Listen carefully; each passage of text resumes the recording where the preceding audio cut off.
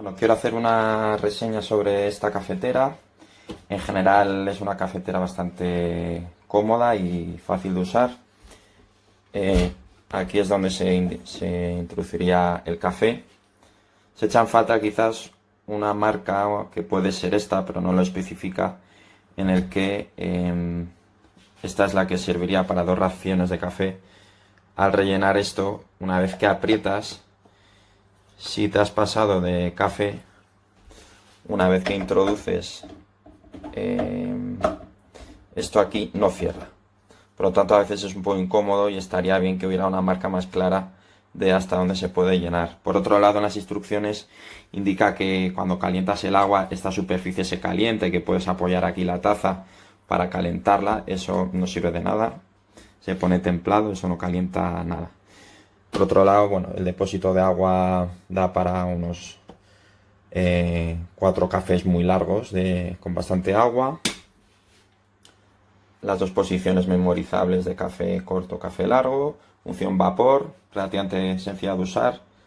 Yo normalmente la utilizo en función cappuccino y hace bastante espuma. Y calienta a su vez la leche bastante. Es un poco incómodo ya que, aunque esto es obviamente es normal, tienes que desmontarlo después de cada uso. Esta pieza y esta pieza para limpiarlas.